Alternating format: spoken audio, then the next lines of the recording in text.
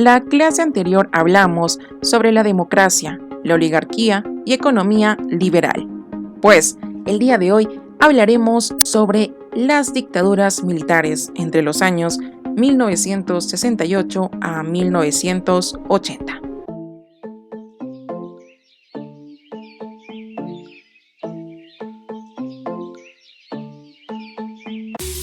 ¿Sabías que la dictadura militar es una forma de gobierno autoritaria en la cual, en mayor o menor grado, las instituciones ejecutivas, legislativas y judiciales son controladas por las Fuerzas Armadas que impiden cualquier forma de control democrático y social? En 1968, el golpe institucional de las Fuerzas Armadas no solo puso fin al gobierno de Belaúnde, sino también a la tambaleante democracia peruana. Se inició así una dictadura de 12 años que estuvo conducida primero por Juan Velasco, luego por Francisco Morales Bermúdez. Adoptó el nombre oficial de Gobierno Revolucionario de las Fuerzas Armadas, más conocido como el GRFA.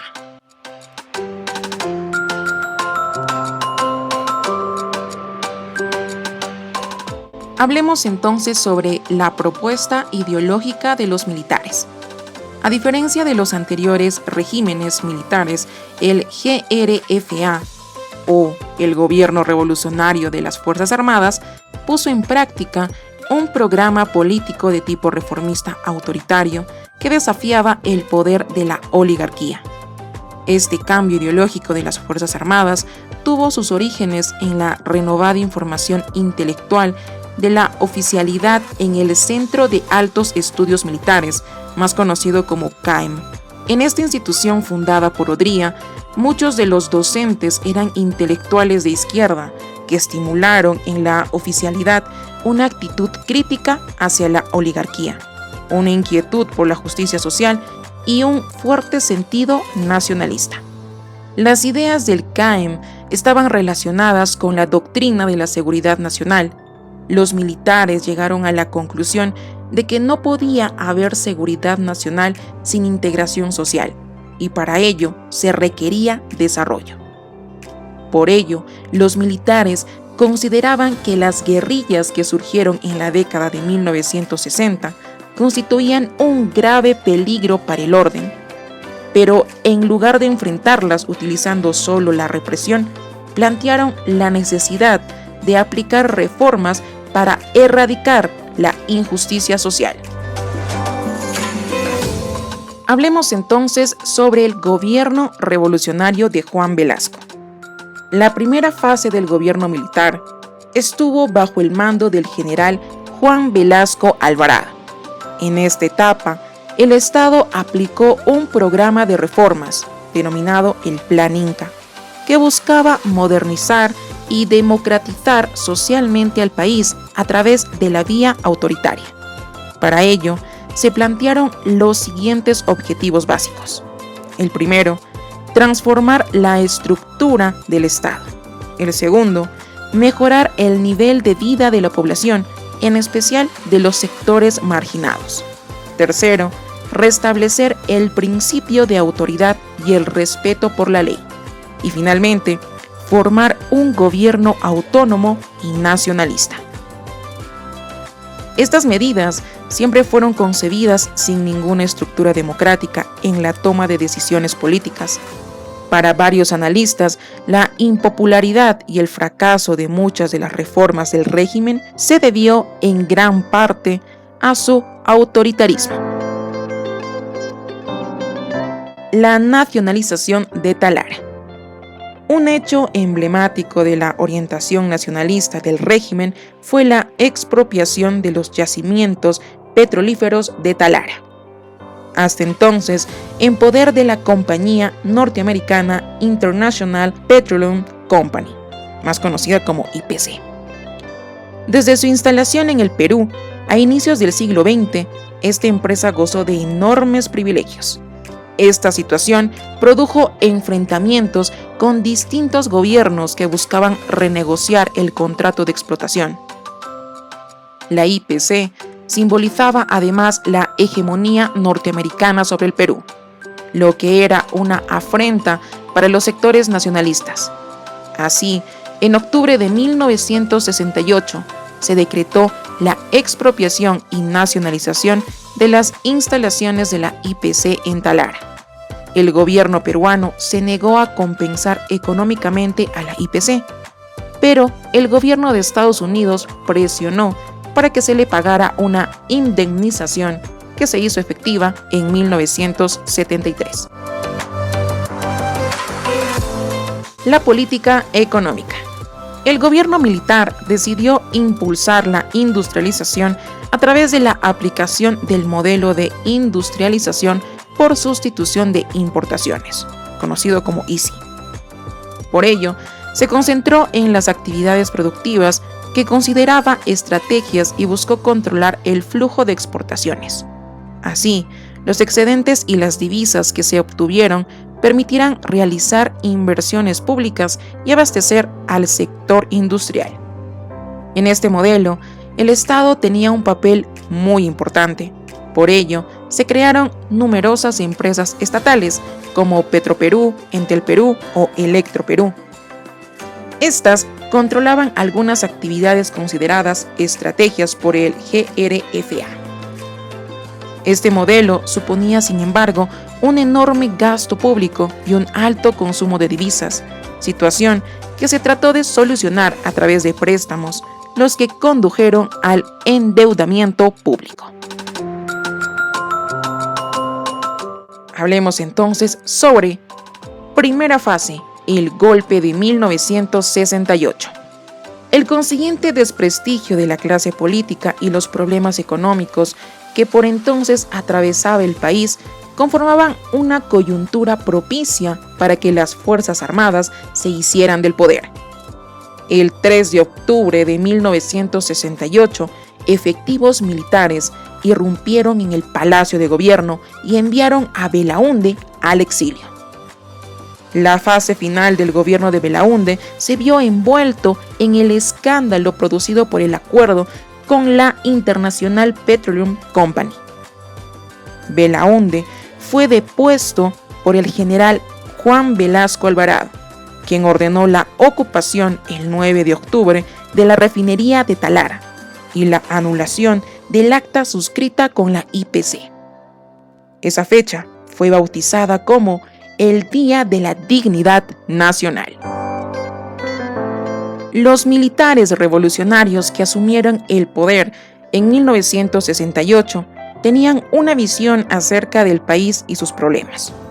Consideraban que la causa del subdesarrollo del país era la exportación de materias primas y la importación de bienes manufacturados. Los beneficiados por esta situación eran la oligarquía nacional y los grandes inversionistas extranjeros. Todos ellos controlaban gran parte de las riquezas del Perú y acaparaban la mayor parte de los beneficios que éstas generaban. Este predominio económico se trasladaba al ámbito político. Ahí, una reducida élite local tenía una influencia muy superior a la del resto de la población y actuaba en función de sus propios intereses y de sus aliados foráneos. Esta visión militar se desarrolló a lo largo de los años, en particular gracias a la labor formadora del Centro de Altos Estudios Militares, CAEM, fundada en 1950. En esta escuela, los militares estudiaban atentamente la realidad nacional, pues consideraban que los problemas políticos y económicos del país constituían una amenaza potencial para la seguridad nacional. Los militares consideraban que para superar los obstáculos que trababan el desarrollo del país, era necesario acabar con el poder de la oligarquía y los capitales extranjeros en la economía peruana. Esto se lograría mediante la expropiación de las haciendas y latifundios y la estatización de las empresas extranjeras que controlaban los principales recursos del país. De esta manera, el Estado podría reformar otros aspectos de la vida del país, tales como la educación, la política y los medios de comunicación. Hablemos entonces sobre las reformas económicas. La reforma agraria. El 24 de junio de 1969, el presidente Velasco promulgó la Ley de la Reforma Agraria.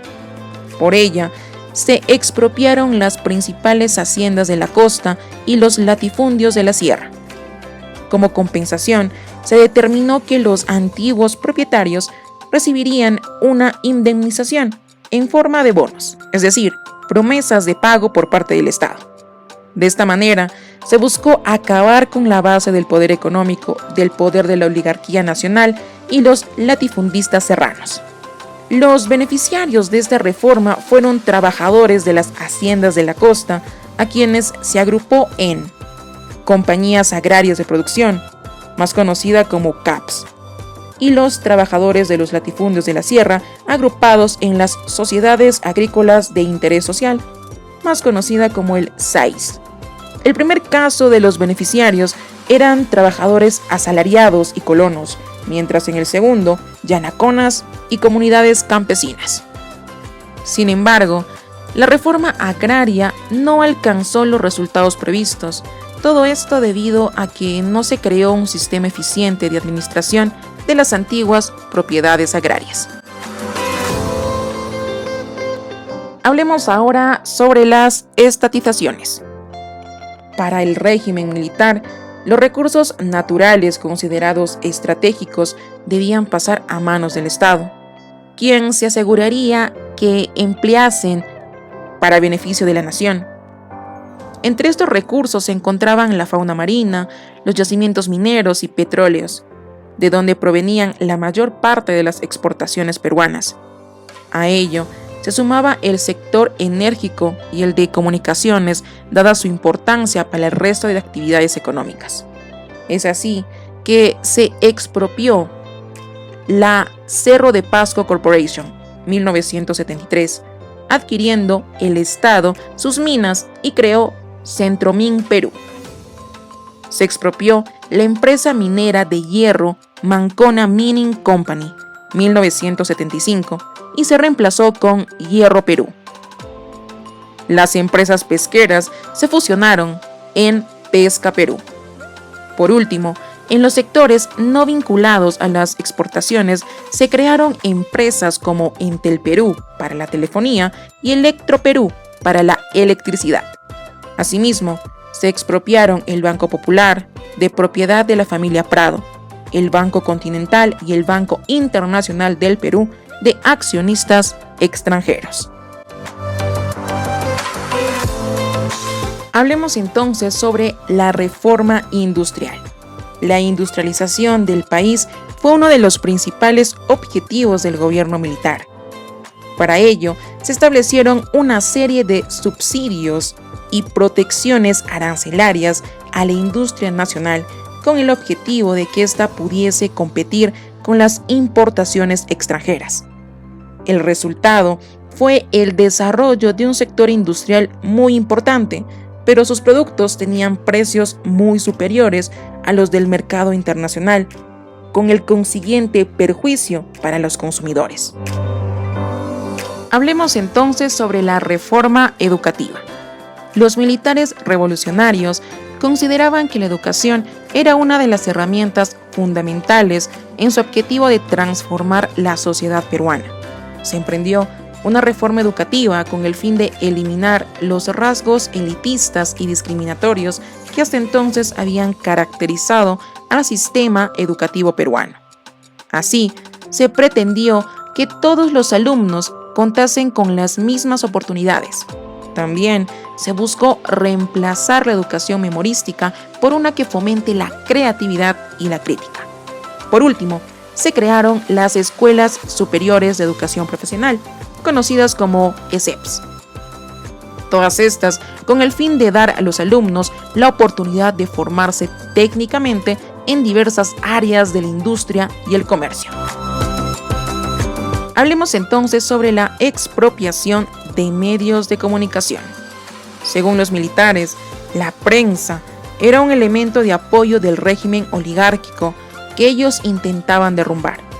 que ya respondía a los intereses de sus dueños y no a los de las grandes mayorías. En consecuencia, se tomaron medidas para establecer un control estatal de los medios de comunicación. En 1971 se decretó que el Estado debía poseer el 25% de todas las empresas de radio y televisión. Luego, en julio de 1974, se realizó la expropiación de todos los diarios, cada uno de los cuales pasó en teoría a representar a un sector organizado de la sociedad, las comunidades campesinas, las comunidades de trabajadores, los maestros, etc. En realidad, pasaron al gobierno, quien los empleó para proporcionar sus logros y censurar cualquier oposición. El gobierno de Juan Velasco Alvarado buscó movilizar a la población a su favor, pues concebía el proceso revolucionario como un esfuerzo conjunto entre el pueblo y las Fuerzas Armadas. Este apoyo popular fue canalizado por medio de organizaciones creadas por el Estado, de los cuales el principal era el Sistema Nacional de Apoyo a la Movilización Social, conocida como SINAMOS. Este último hizo las veces de partido político encargado de promover la participación de la población, en especial la de menores recursos, en la política nacional. Es así que con toda esta información podemos dar fin a esta lección. Espero les haya gustado. Nos vemos la siguiente clase.